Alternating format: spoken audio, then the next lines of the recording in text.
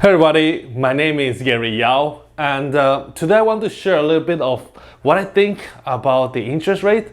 More than what I think is what we're seeing and how the interest rate is affecting the current economy. There's a lot of talk about the market crashing, real estate crashing, the stock market crashing, and a global recession, and the whole thing about inflation. One thing I have to say is that we need to understand what is going on before we can jump into a conclusion that we are heading into a big calamity. So let's start with interest rate.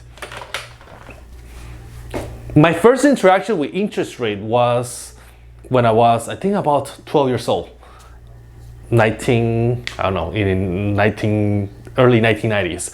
I will bring a little, a savings booklet, and I will ride on my bicycle every month to deposit $2 to the bank. That was my savings. As a little kid, I was very excited to see that each time I will put a deposit, they will tally previous month along with how much I was making interest. I think at that time the interest that I was making for my deposit was about, I think it was 8%. It was very high. I remember that because, well, I know that now it's high compared to how much we're getting for our savings. And that was my first interaction. I thought, wow, this is great. I didn't know that at the time that the bank will in turn take my money to lend it to other people so that they can use that to invest, namely to invest in their business, to expand, and to use that money for other people to buy a house and to be able to start building their equity in being homeowners. So based on that line, we know how interest rate works and how the economy works. Not so much on the savings side, because now the economy is run by the government printing out money. Now, that as a baseline, let's talk about how the housing market is not going to crash and how it might crash. Or, well, let's play this by the numbers and you will see what I mean.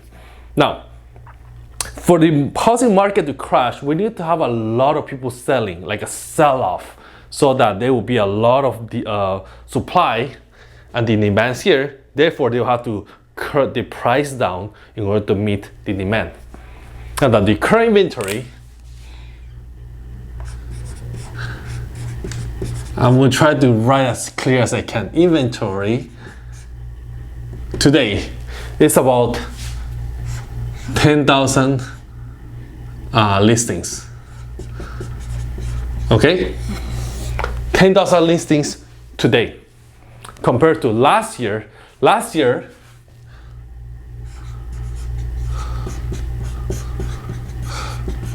inventory was 8,000 listings. Well, maybe I should do this a little better.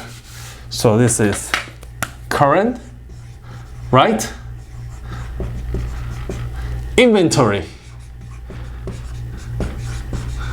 Current inventory, last year inventory. Now let's take it a bit further and talk about the average time between 2017 and 2019. This is pre-pandemic. The amount of inventory that was for sale was 13,000 listings. Listings.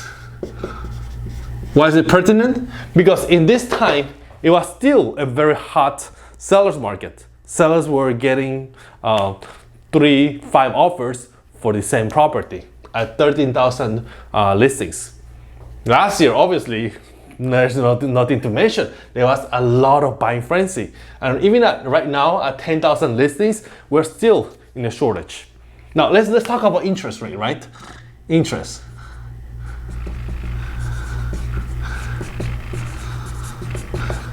Now, the interest rates as of today is 6.5.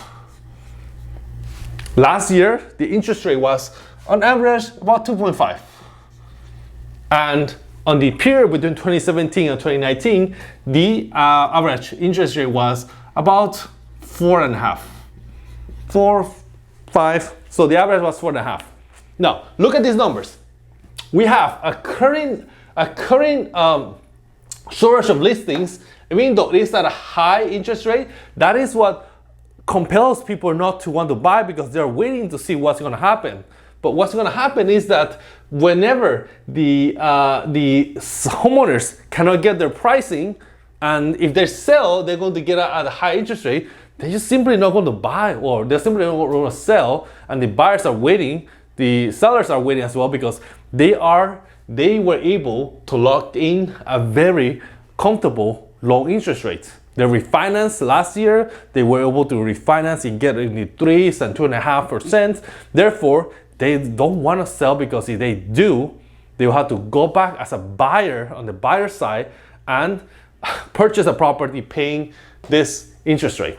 So we don't see that happening. We don't see a crash because homeowners are comfortable. Now let's talk about how much the home values increase. In the time that home prices in the last 2020 and 2021, in these 2 years, home prices in SoCal, they increased 15% each year for a total of about 36. Now, how did I get to this percentage? It's because the price compounded. So a home value increased 15%, and the following year it increased another 15% on top of the 15%. So that's how it compounded to 36% growth average here in SoCal between LA County and Orange County. The average home increase in this period of time, pre-pandemic, was 3%. So with this increase, again, homeowners are very comfortable with where they are. So if you see that, the government is going to keep increasing the interest. Maybe for home buyers, it will probably reach to 7% by the end of the year. Now, why is the government doing that? The government is doing this to control the inflation. So how does that work? The higher the interest rate, the less people will spend. Things will be more expensive. So therefore, they will save more. They will be hunkering down, per se, and then they will be more conservative with the spending. That's on the household. Now, for companies, let's say for the Amazons and Walmarts of the world, they rely on credit, because in order to operate, they will need to borrow money from a bank in order to continue working on credit. The US, after all, is a credit-heavy economy. So if it costs me 2.5% to borrow money, I will borrow as much as I can and expand and grow my business as I can, and have as many workers to work, because it's cheaper for me to borrow, right? Because the inflation, I know that the inflation is going to be about 8.5 right now. Inflation currently is sitting at 8.5. And for me to borrow money at 2.5, I'm making a profit just by borrowing it, right?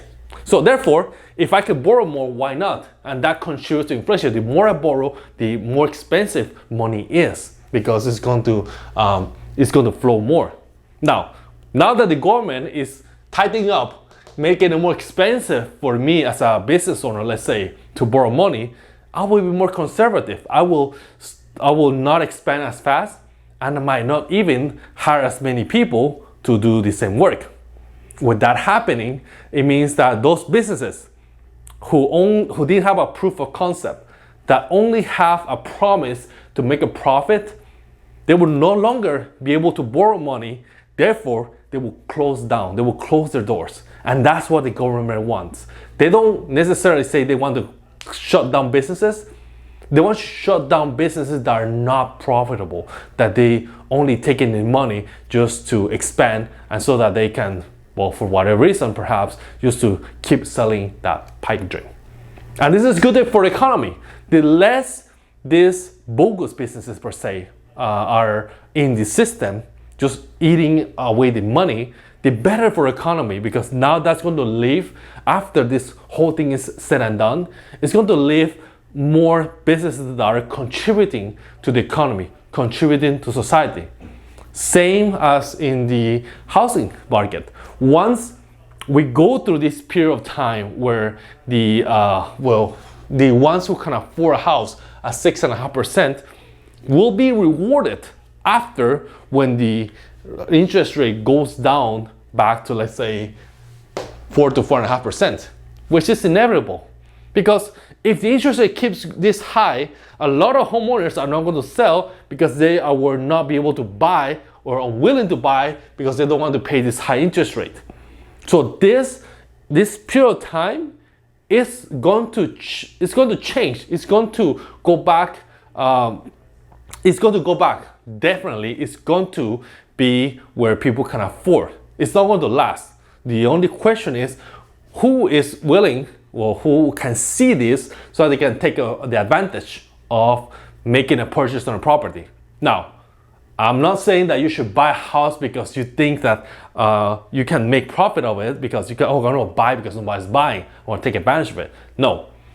My idea, or my pitch to you, is that if you can afford to buy a house and it's something that your family needs, then yes, you can afford it, and it's something that you can use for, let's say, for the improvement of your family. Let's say that you're newly married and you have kids, then you should consider, if you can afford it, then you should consider buying a single family house that you can make the payments, and it's going to help your family live more comfortably.